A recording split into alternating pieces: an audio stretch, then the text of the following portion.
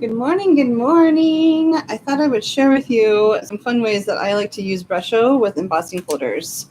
And so what I do is I emboss a watercolor sheet. This is a 140-pound Canson watercolor paper, and I emboss it with an embossing folder. Like this one is with this embossing folder. And then what I have found is I like to actually use brusho after I emboss it. So I know I've seen other people emboss it with a brusho. I always find it very messy, and the the vision that I have, it just never works. So what I like to do is I like to kind of just keep it on my board, and then I'm going to go ahead and just spray, and I'm going to make this into like a Christmassy card, but I don't want like green or red, so I'm actually going to go with I'm going to go with sandstone, almost like it's like a sweater. And I really enjoy the brusho with this because you still get that really fun texture. It's just a little bit different. And then I think I'll go with, I'm actually going to go with a yellow, or maybe I'll go with this new rose red that I just bought. Let's see what that does. A lot of times I like to just play with the colors and see kind of what I get. And this rose red has this orange quality to it, so I'm really liking the vibrancy of it. All right, now I can take my washcloth or whatever towel you have, and I'm just going to kind of do that a little bit because I don't want it to be super vibrant. Now I'm going to add a little bit more, spray it, see what happens. It's all about play at this point. I don't have a recipe of do this and that, and then you're going to get this beautiful piece of work. That's not how that works. But I do love the sandstone for all the bright, beautiful colors that I can get. Okay. There we go. I really like that. It's going to dry a little bit lighter. It has quite a unique look, texture to it. So I'm pulling that down. I'm going to put that over to dry. And then clean up my workspace a little bit. I don't necessarily want all the colors. Here is, I would call this like a foliage. It looks like it has some greenery. So so there's the plate. I just emboss it with watercolor paper. And now I really kind of want I want greens on here. So I'm in like this green mode. So I really like, I'm going to use olive green and lime green to start with. And then I might even go into a darker, we'll see. But I'm going to spray this, put this down. This just helps it to not really move. I did have some red, but I'm not worried about that because the green will overpower that red. And if you wanted just a very subtle look, just don't add so much water.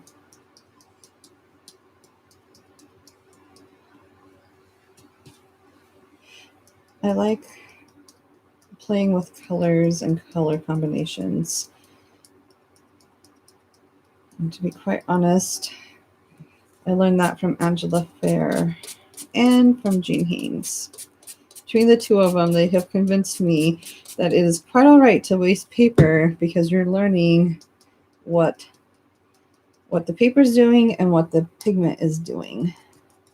And I really want it to be dark around the edges, so I'm going to add quite a bunch. But I'm really loving how this green, now that is too much. I'm not loving that, so I'm going to spread it around, spread the love, and then I can very easily dab this up a little bit. Okay. And now that it's looking pretty good, I think I can add a little bit more lime green over here.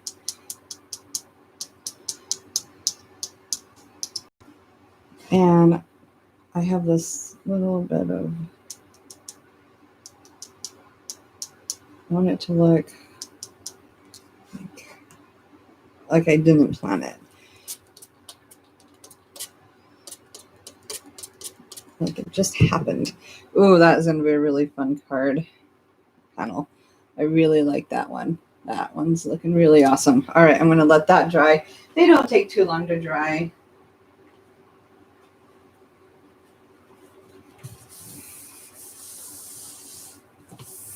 So that was the olive green and the lime green together. Now I'm going to use, this is another foliage card, but I think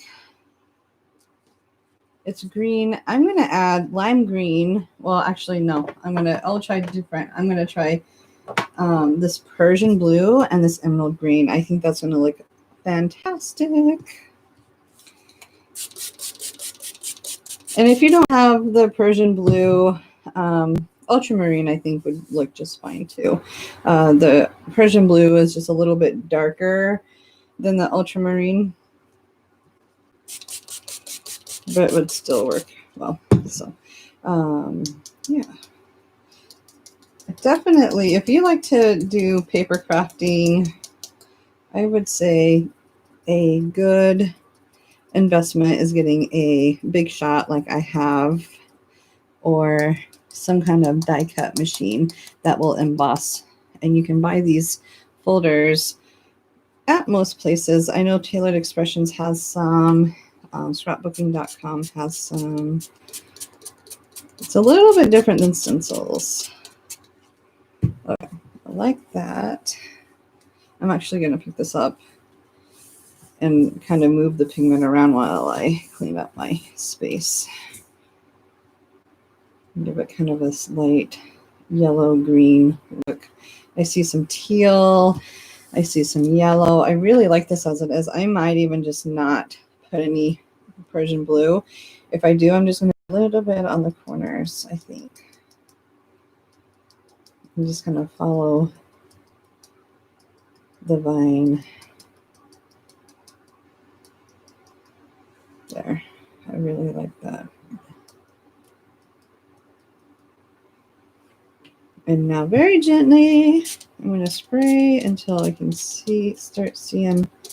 Yeah, a little bit goes a long way.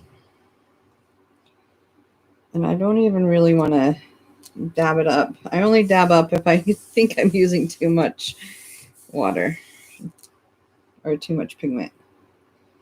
But, oh, isn't that pretty? I'm still keeping that light yellow and that green. You can kind of see the colors. It's very, very neat. I wish the camera's not picking up this yellow right there, right here, and right here and right here. But that's okay. I can go ahead and add a little bit more of this emerald green that has a lot of the yellow in it. And that's just going to add more to the look. It's going to add more of that vibrancy that I like, hopefully. There. Yep. It added just the touch of yellow that I was looking for. I really like this. I'm going to let this dry.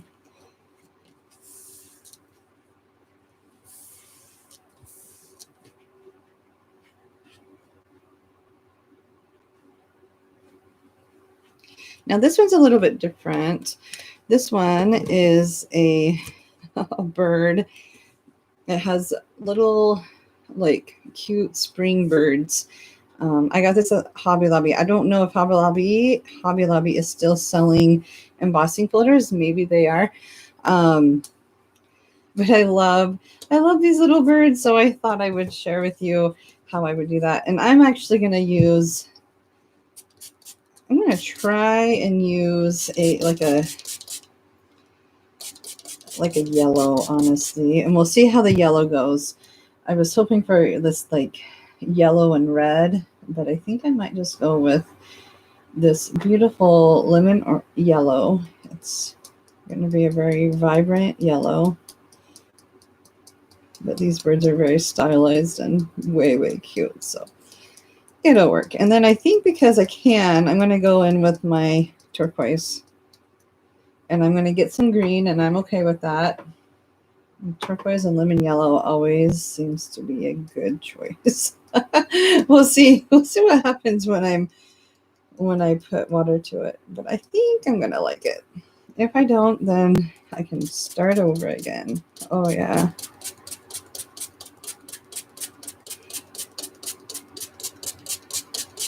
I'm using a lot of water. I don't think you need to use that much water, but I'm going to soak up most of the water.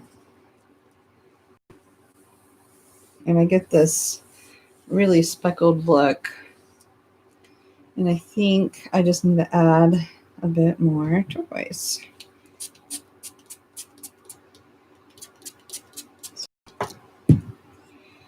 So I would consider this not to be a resist.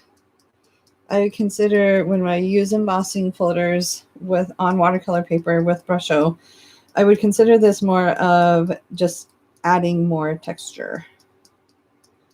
Hopefully that makes sense. Now this time I'm going to spray it so the brusho can move a little bit. I want to have movement in this one.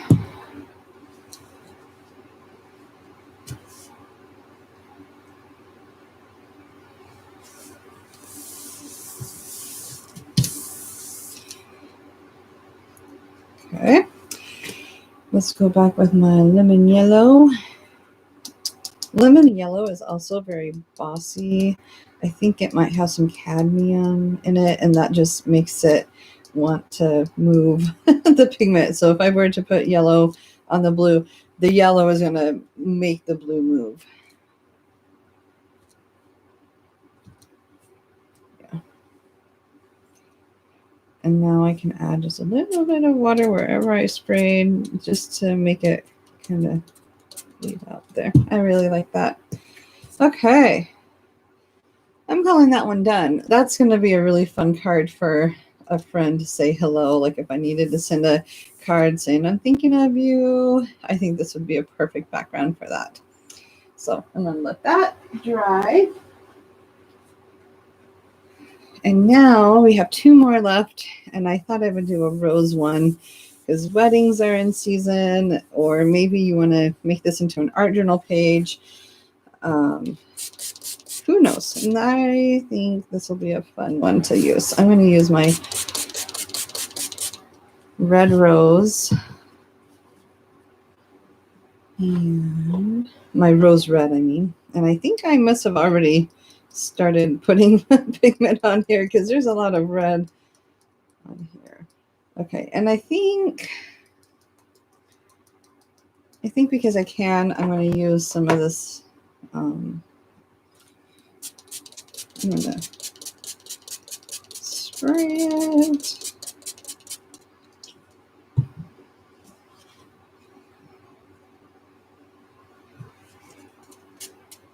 I don't mind that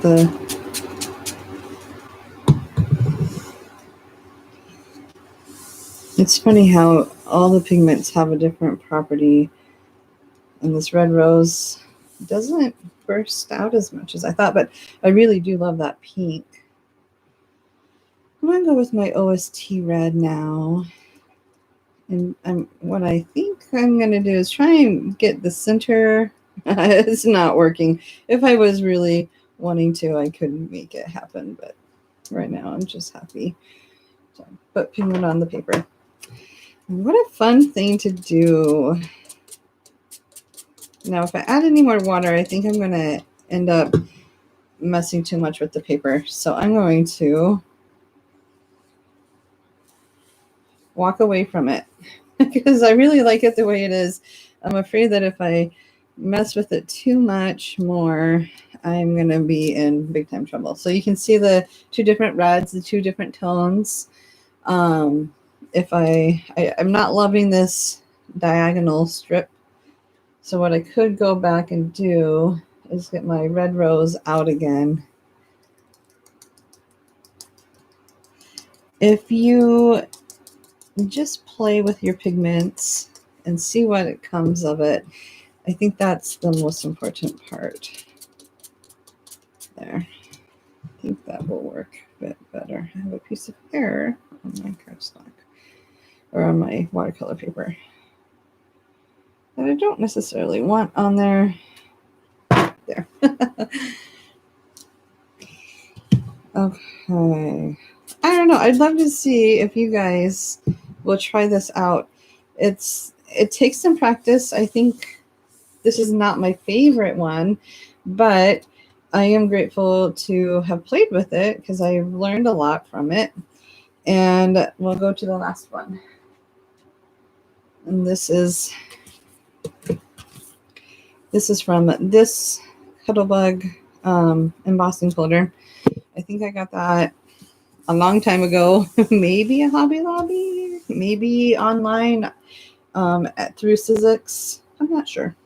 Anyways, and for this, because it's just a really fun swirly design, I'm going to go with one of my favorite colors that I know I love. And I think it'll just be that. And right now I have been loving this violet color. It doesn't have a whole lot of extra. It's just a nice, pretty purple. And actually, the reason why this is curling up is because I used mixed media paper, which is not watercolor paper, but it'll still work for what I need it to do. And I think I'm just going to add a whole bunch right here. Like I am just tapping. And then I can go in and I'm going to kind of just move my board around a little bit. So I have this up. I'm going to start spraying. And I think this is going to be a really fun look. I'm going to spray this way until really there's no reason up to. Letting the water droplets go. And then I'm going to clean that up because I don't want to back run really. I like that. And now I can just spray a little bit down here.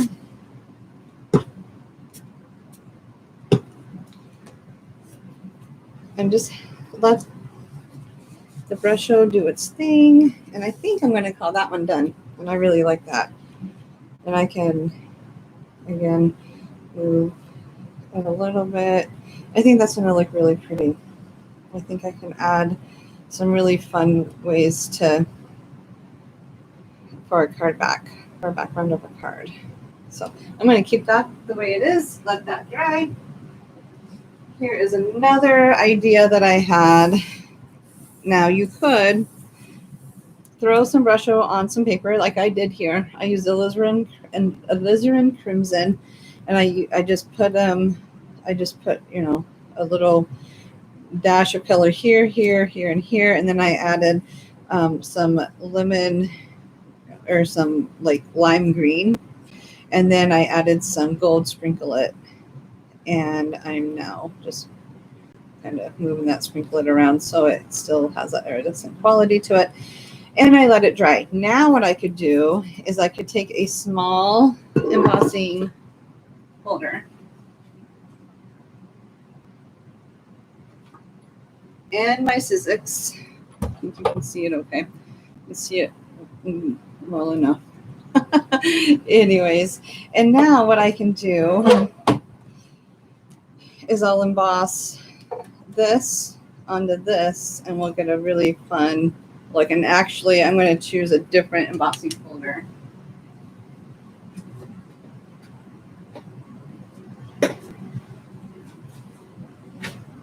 Okay. I'm going to use the Damask from Tailored Expressions. I think it might be on sale right now through their website. So it's dry. I'm going to put this on like this, run it through.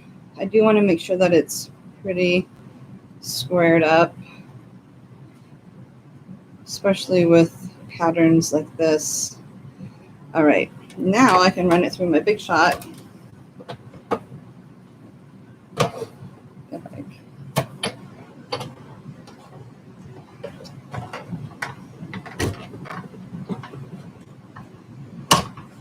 Okay, I'm gonna go ahead and move my Big Shot.